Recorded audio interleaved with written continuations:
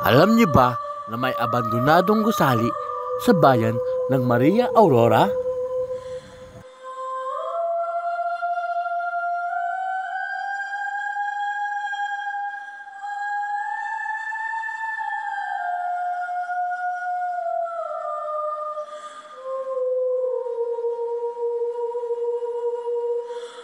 At ito ay nag-iisa lamang sa taas ng bundok.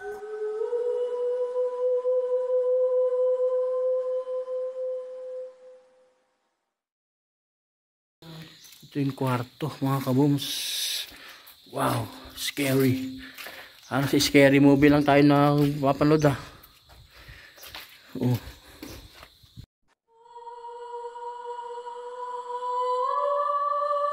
Kaya tara na mga kabooms. At samahan niyo ako, explore natin ang lugar na ito.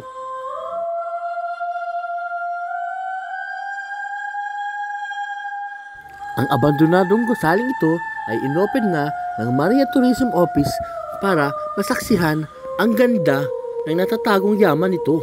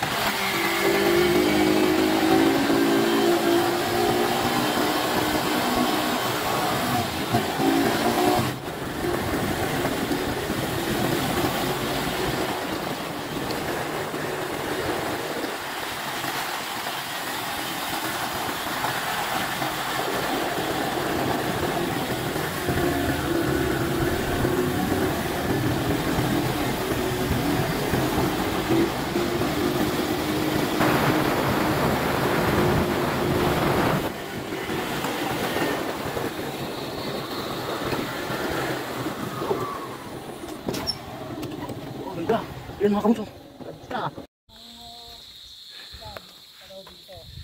Shit mga kabooms, ang ganda rito oh. My goodness. So ito, may ruins pala tayo dito. Ano sir? Tama po. Ruins to. So ito itinayo noong 2006 pa. Dahil nasira na. Ayan, abandonado na sa mga kabooms. Pero napaka solid. Ito po yung isa sa mga sinusubukan namin i-develop dahil napakalaki niya ng potential niya para sa maging dagdag na tourist destination ng Maria Aurora.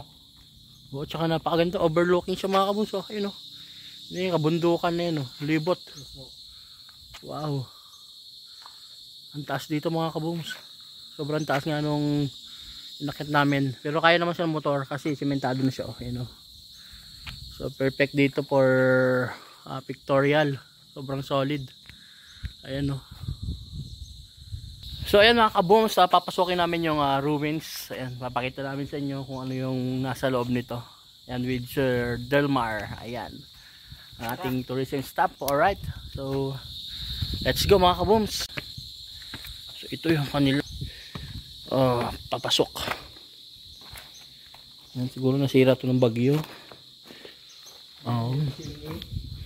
Ayan, may kwan dito oh. Siguro napakalamig nga dito. Ang lamig, parang kinikilabutan ako eh.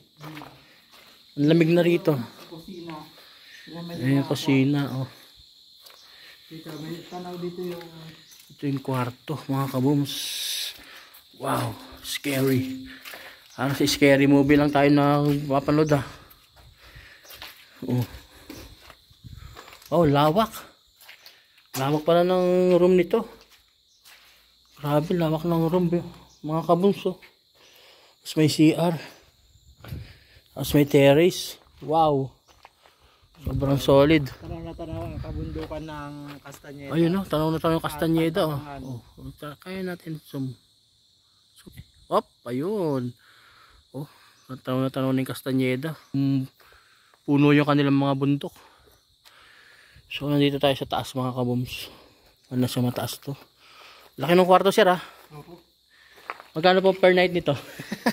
Sinusubukan pa namin i-develop. Oh. Ano may CR dito? May shower. Ay, parang ano na yung pinapanood ng mga baby ko na cartoons. May pasil-pasil na ganito eh. Hinuhuli-huli sila.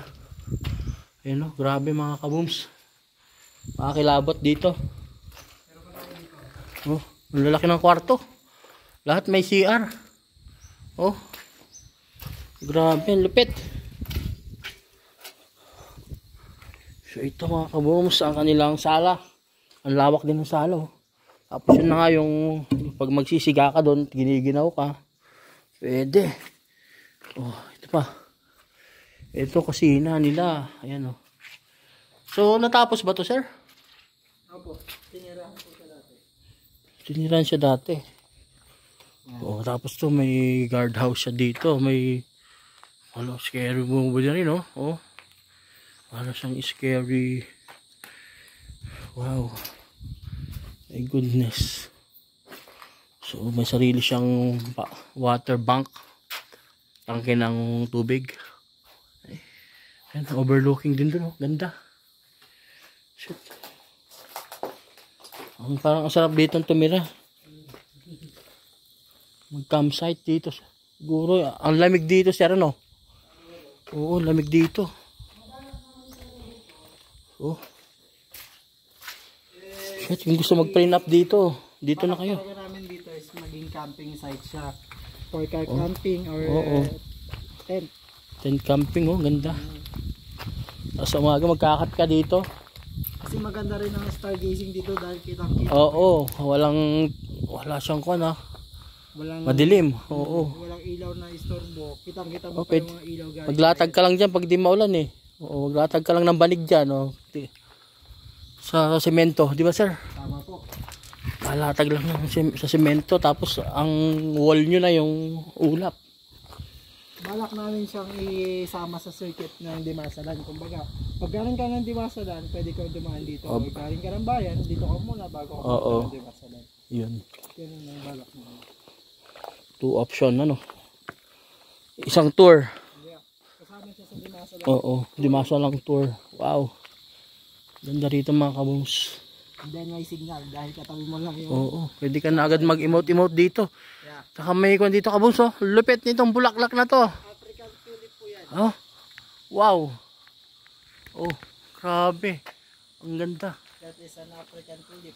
African tulip. Siguro hindi pa tutuli. Kaya ganun, ano? Oh, joke lang sila. African tulip, ngayon ako nakakita nito. Grabe. Ang ganda, pwede siguro yun pag may magkuka, no? Photoshoot, no? Isang bouquet na yung isang piraso eh. Ayun, mga kabooms. Ang ganda. Alright.